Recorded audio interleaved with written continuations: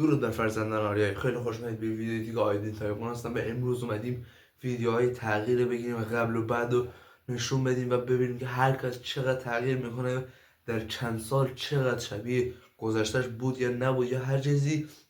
قبل از اینکه بریم سراغ ویدیو، این ویدیو رو لایک کنید، چنل رو ساب کنید و زنگوله رو بزنید که هر وقت ویدیو میذارم یوتیوب بهتون خبر بده. و بریم سراغ ویدیو. بریم سراغ اولین تغییر.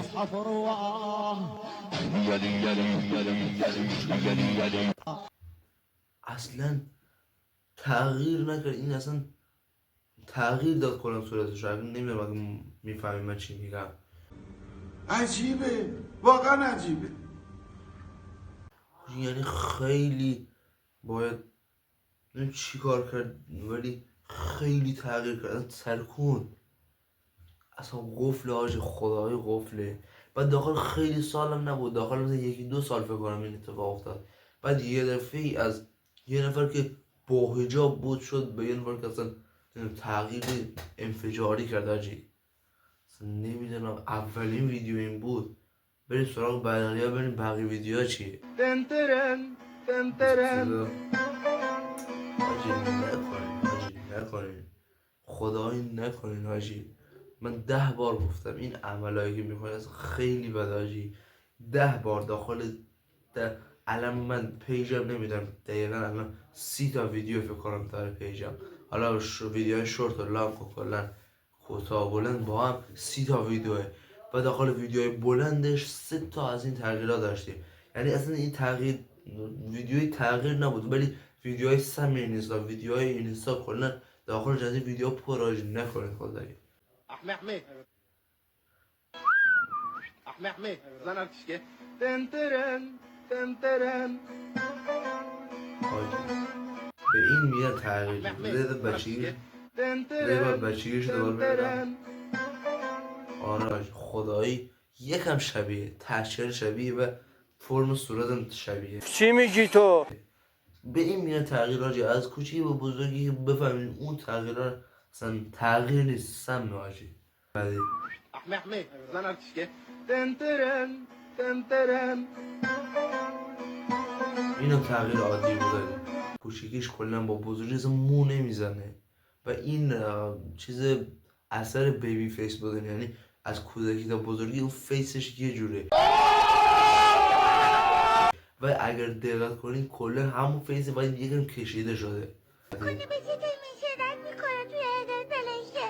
15 سال 24 ردمشن میتونی بهم داشت فرستاد بلسپت میدی مادرس داخل یه سال حاجی. یه سال اصلا قفل حاجی. این چی بود؟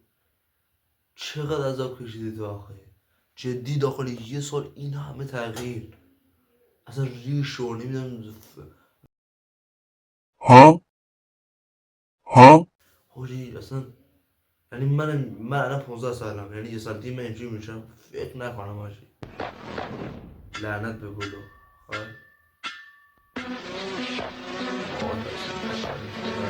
چی آیدتون میشه؟ یعنی چی اصلا میگیری اصلا؟ چرا حاجی؟ خدایی چرا؟ و همونی که اول هستیم چرتونه، چه شونه چه تونه، حالا هرچی. واقعا چرا حاجی؟ خدای خیلی سم حاجی. نکنیم خدای، خیلی بد حاجی تغییر. بعد یه مدت مثلا حالا یه مدت راضی توی پشیمون میشی، 100% پشیمون میشی. وقتی یه پسر حاجی نگو تا باید جوری بشی.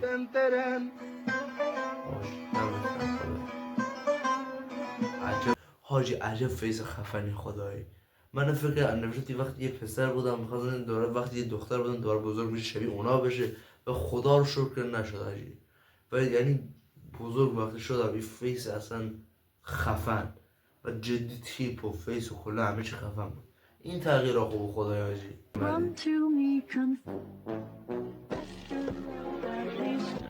حاجی این فیس داخل فیلم های هالیوودی و قفله. خدایی چی بود حاجی؟ زاویه فکر دیدی؟ از تغییر خیلی تغییر بود. اولش اصلا کوچیکم نبود، مثلا این تغییر تا 5 سال اتفاق افتاده، شاید هم کمتر، نمیدونم ده، ولی تغییری نیست که بالای 5 سال باشه. و خیلی هم تغییر بود. جدی؟ اصلا نمیدونم چی بگم.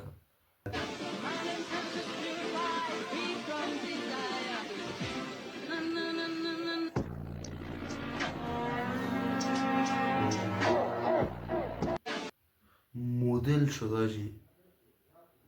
نمیدونم چی بگم. اگر ما این تغییرها رو کنیم که من راضیم، ولی فکر نکنم ما این تغییرها رو داشته باشیم.